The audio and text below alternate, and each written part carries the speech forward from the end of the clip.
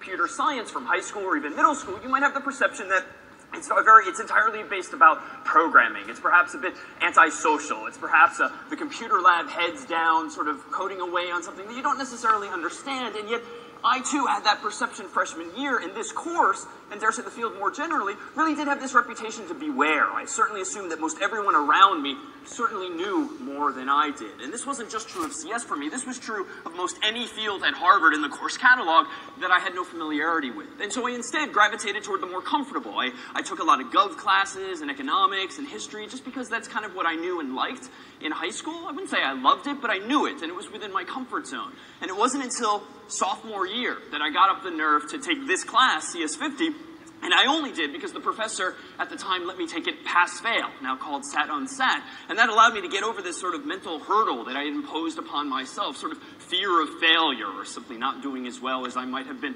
accustomed to, and so I bewared a class like this until then. And I always kind of regretted not exploring earlier on, and that doesn't have to be this class, doesn't have to be CS, but can be really any field more generally, but those really were my takeaways around the time I looked like this. And I've taken comfort since in taking over this class and have found it inspiring that these days 68% of the students in this room and in this room last year had never taken a CS course before. So if you do have that mental model of everyone to your left and your right surely must know more than you, odds are it is not in fact the case. In fact, within CS50 we have these different tracks, different types of sections for students less comfortable, students more comfortable, and students somewhere in between. And there's no formal definition to these labels, you just sort of know it if you are, and if you kind of have one foot mentally out the door today because you're not really sure this is for you, you're probably among those less comfortable, but as such you're in the majority, 56% of last year's students.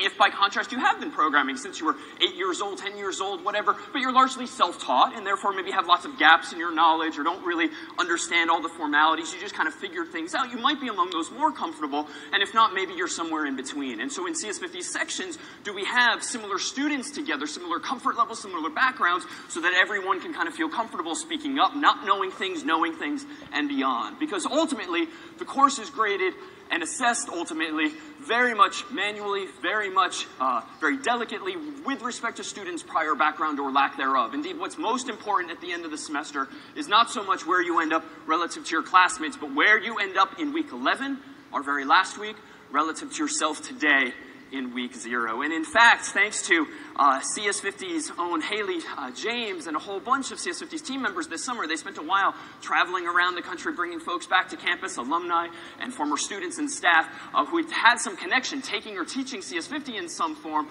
And if you'd like to see stories of some of your predecessors and folks who sort of found their way accidentally even to computer science, finding challenges along the way, check out this domain that the team put together, project5050.org. Now, the course itself, ultimately, is not about programming per se. That's indeed a tool that we'll use. It's really about this, and that's really what CS is, the fields more generally. Whether you're studying hardware or graphics or theory or any number of fields, and artificial intelligence these days, machine learning and beyond, it's really just about solving problems. And what's really cool about CS, I found early on, is that it doesn't necessarily, it's not an end unto itself. It's this field that empowers you to go do more interesting, more powerful things in the humanities, social sciences, physical sciences, the arts, anything, because you have this new mental model for how you can solve problems better, more efficiently, how you can solve them correctly, and how you can sort of analyze large data sets or solve problems that might have otherwise been beyond your grasp. So what does this mean? What is problem solving? Well, we could perhaps distill it as simply as this: a big black box, some secret sauce, into which go inputs, like the problem we want to solve, and out of which comes outputs, the solutions that we want. So a very generic way of describing it, but what's pictured here in the black box is the so-called algorithms, and we'll come back to that in just a bit, the actual ingredients for solving problems. But how do we represent inputs and outputs? Odds are, even if you're not a computer person and don't really think like one, you probably know that computers only understand a very limited vocabulary. Like, what is the alphabet, so to speak, that they speak? ASCII maybe, but more binary. Binary, bi meaning 2 for zeros and ones. So whereas we humans typically use decimal, dec meaning 10, 0 through 9 is in our alphabet of letters. Computers, of course, as you may have heard, only use zeros and ones. Now, why is this powerful? Well, it turns out as soon as you have at least 2 digits in your alphabet, you can start to represent things much more powerfully and much more efficiently. For instance, if I wanted to count the people in this room, how many of you could I count on just one hand? hopefully 5, so I could count 5 of you. 1, 2, 3, 4, 5. But you know what? If I were a little more clever, I bet I could use the same hand and count as many as 32, or maybe 31 of you. Well, how is that? Well, right now I'm kind of using the unary system. Uno meaning 1, so it's just one digit in your alphabet, the finger or no finger. It's not quite the same as 0 or 1, so 1 person, 2, 3, 4, 5. But what if I instead permuted my fingers in some way so that the pattern of fingers that are up actually matters, not just the quantity? So maybe this is still 0, this now is 1, and instead of 2 being this, maybe 2 could be this. So if my second finger is up, I'm going to call that 2, and if my first 2 fingers are up, I might call that 3. Somewhat offensively, if just this finger is up, I might call this 4, and then 5, and then this gets kind of painful, 6, 7, and what I'm actually doing is counting in binary. Now that might have looked completely cryptic, but it turns out as soon as you have 2 digits, that's enough to represent anything you want and to do so pretty darn efficiently.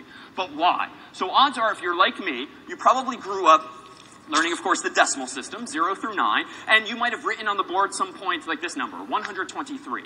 But why do you think of that as 123? It's really just a pretty pattern of symbols, glyphs, so to speak, on the screen that we ascribe some kind of mathematical meaning to, 123. But really, it's just like someone drew in ink on the screen some symbols. Well, if you're like me back in grade school, you probably learned that the rightmost number here is in the so-called what place? The ones place, right? And so if we wanted to label these things, we might put ones place there, and then of course the tens place, the hundreds place, maybe the thousands, 10,000, and so forth. So we had these sort of mental models for the columns. And notice they happen to be powers of 10. 10 to the 0 is 1.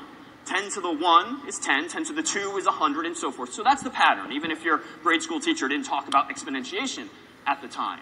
So why is this number 123? Well, it's because we have a 1 in the hundreds column, so 100 times 1. We have a 2 in the tens column. We have a 3 in the ones column. And of course, if we start to do the arithmetic now, that's 100 plus 20 plus 3, or obviously 123. And all of us take that certainly for granted these days. You see a number, you know what it is mathematically. But computers fundamentally work in the same way. So any of you, up until now, have never thought of yourself as a computer person or had no idea really what it means for computers to speak just zeros and ones.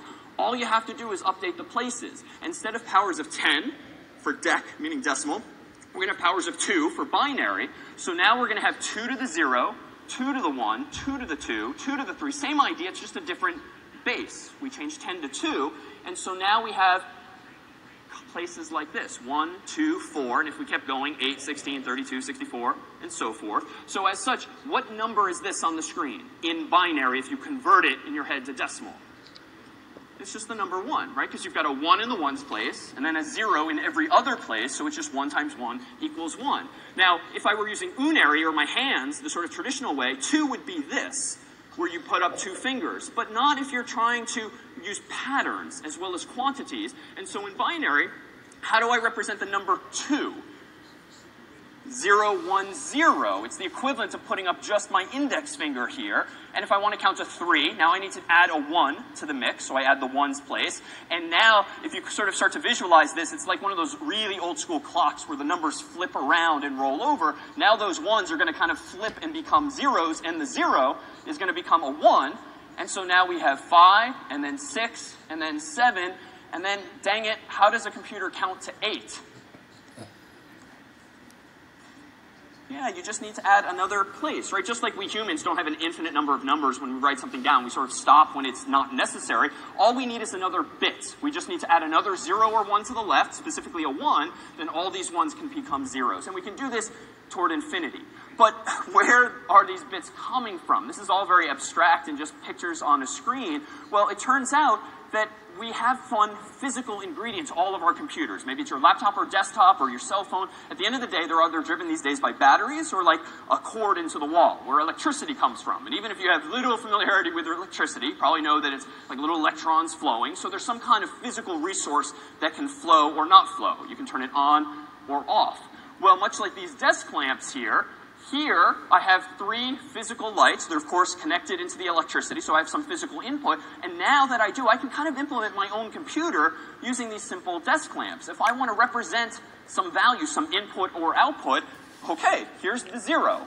This is 0 in binary. I just need to leave 3 light bulbs off. If I want to represent a 1, I need to turn this on, and that's now the 1's place. If I want to represent 2, I just need to turn this light on. If I want to represent 3, this one comes on. If I want to represent 4, that goes on.